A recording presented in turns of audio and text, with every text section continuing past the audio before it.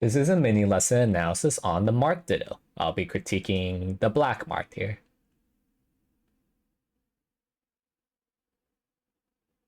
Okay, so I think like what you did in the start of the game is fine. In my opinion though, going for the short hop forward fair is a very risky maneuver because going for something like just like generally short hopping forward in general is always going to be it's always going to be pretty risky because first of all, if you give your opponent too much space, they can react to that and whiff punish.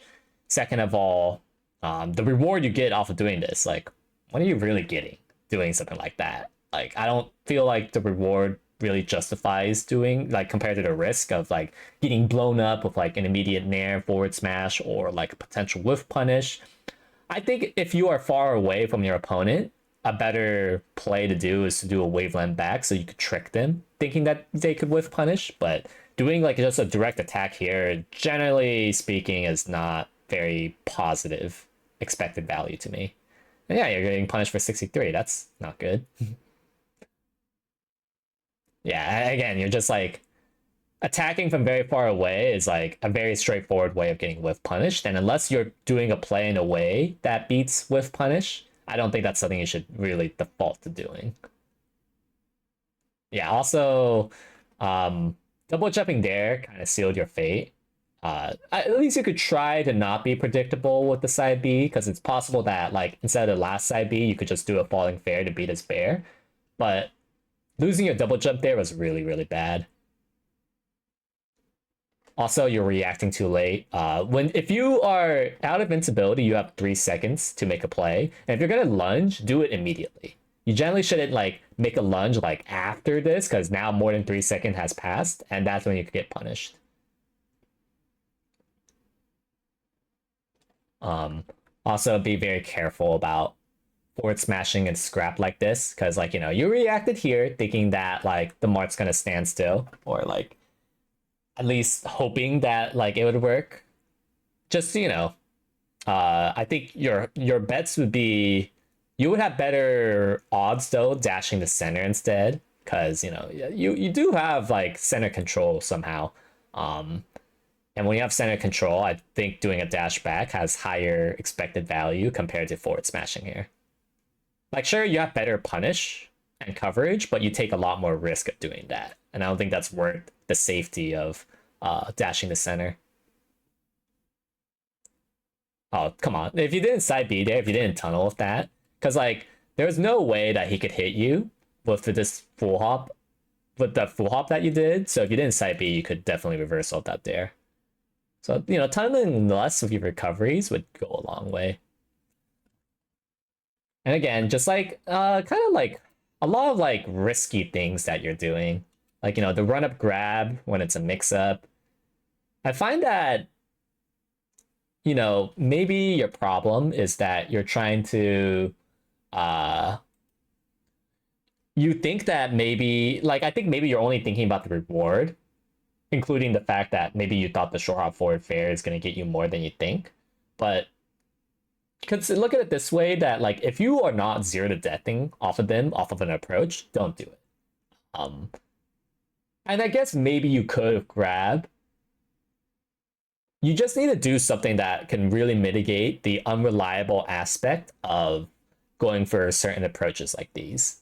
And if you're not certain that will land, just don't go for it. Even if the punish is like a 10 out of 10. Oh, you could have dash attacked that. Your reactions are also holding you back. Also, I think you're just spamming up the side B a little bit too much. Like, don't do side Bs if if you're not gonna get immediately hit for it. Definitely like very like suboptimal punishes you're doing. For example, here you could have done up air from ledge. You also could have upbeat out shield that. You also could do that full up air a little bit faster. And also, so here, sure you're looking for tech roll, and the tech roll didn't happen. So instead of like forcing this situation, you could like just play advantage. You know, when something doesn't go your way, you either could just, at least mitigate that position, or you let it snowball. And in this case, you let it snowball.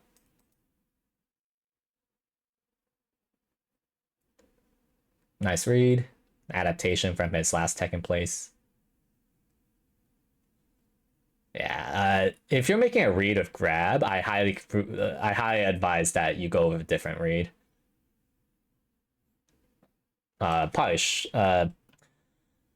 So here, since like you weren't gonna get hit by up B, I mean I could tell from the spacing, you should just forward smash here, and like if you wall tech bears, you could CC run off fair his wall tech bear.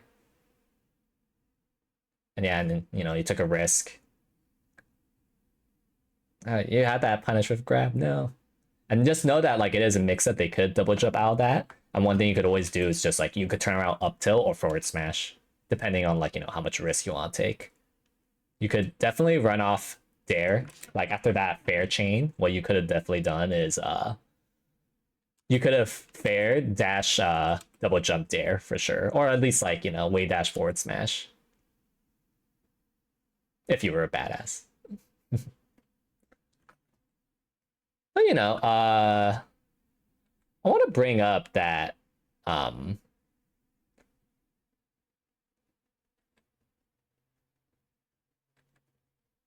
what, like this all started because like he did like a really bad approach, and because he did a really bad approach, you got like a really fat punish, and that's basically what you've been doing to him. Like, you know, the last stock, like you just didn't do as bad approaches that he did, and that's why like at the moment you are doing better. It gets like really fuzzy though. Like if you're both approaching at the same time, I can't really predict who's gonna win. It's just a matter of like what the game feels like, who wants to win. Because normally that dash attack should beat that Nair, but just decided not to, and you both crossed up. So you know, generally speaking, by the way, it's a lot easier to hit the Marth when they are the one approaching, rather than like sometimes obviously you want to approach when the mix-up calls that it's appropriate to do so. Also, you know, if the Marth is already approaching to you, just counter hit them. Or take a mix-up that could directly beat their approach, rather than like you, because like overall, like the expected value of Marth just doing like a raw direct approach generally is not good for Marth. But his defense, on the other hand, his counter hit ability is really good. So like, you know, if you find out they're just going at you, just wait for that and like play mix-up stare. You know, you're both just going at it. Definitely go to ledge a little bit faster. Yeah, not going to ledge faster definitely costed you.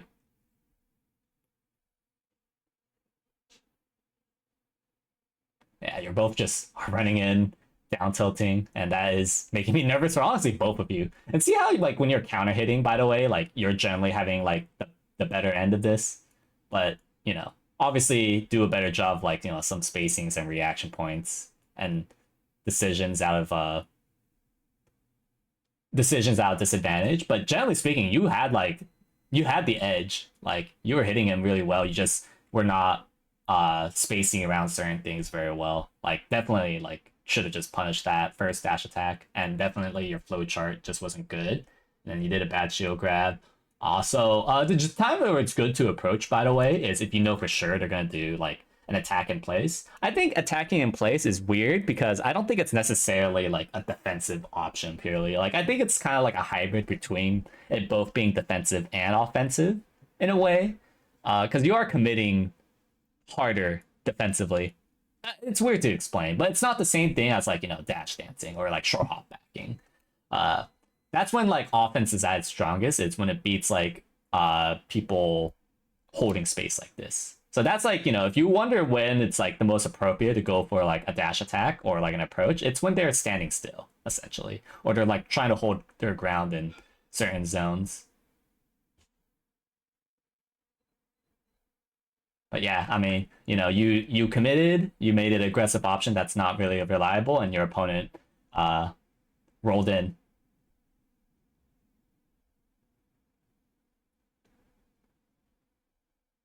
Let's see who wins here.